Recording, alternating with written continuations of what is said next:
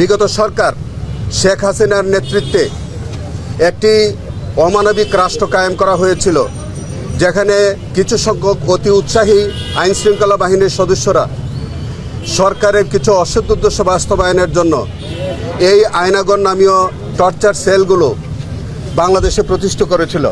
সেখানে বিভিন্ন রাজনৈতিক দলের নেতৃবৃন্দ, বিভিন্ন ইসলামিক সংগঠনের নেতৃবৃন্দ, যারা মতপথের ভিন্ন ব্যক্তিত্ব ছিলেন, তাদেরকে ধরে এনে অনেক মানুষকে সেখান থেকে পরবর্তীতে গুম করা হয়েছে। সেই গুমের অনেক ভিকটিমদের আমরা কিন্তু এখন পর্যন্ত তাদের হদিস পাইনি। অনেক ভিকটিমদেরকে সেখানে মাসের পর মাস, বছরের পর বছর আটকে রাখা হয়েছে, তাদের উপরে অবর্ণনীয় নির্যাতন করা হয়েছে। আপনারা ইতিমধ্যে জানবেন যে এই টিএফআই এবং জেআইসি সেলের সম্পৃক্ত যেসব কর্মকর্তারা ছিল, তাদের অনেকেই বিচারের আওতায় আনা হয়েছে এবং তাদের বিচার চলছে, এবং ভবিষ্যতেও যাদের সংশ্লিষ্টতা এইভাবে পাওয়া যাবে তাদেরকেও এই যে অমানবিক ঘটনার জন্য বিচারের সম্মুখীন করা হবে।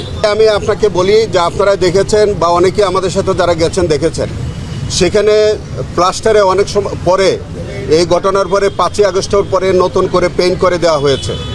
অনেক জায়গায় সিমেন্ট দিয়ে এবড়ো তেবড়ো করে ওয়ালগুলো আগের যে অবস্থাটা সেটা নষ্ট করে দেওয়া হয়েছে। কারণ হচ্ছে যে তারা কিছু অনেক বন্দীরা তারা লিখে রাখতো, যেমন আমাদের হুম্মুম কাদের চৌধুরী, তাকেও কিন্তু এই জেআইসি সেলে বন্দি করে রাখা হয়েছিল।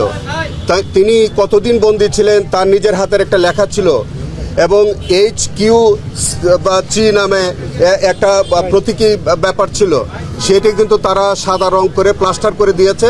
যদিও প্লাস্টারের পরেও তার এই লেখাটা কিন্তু এখনও জেআইসি সেলের একটি রুমের মধ্যে বন্দি, মানে এখনই কিন্তু বিদ্যমান আছে।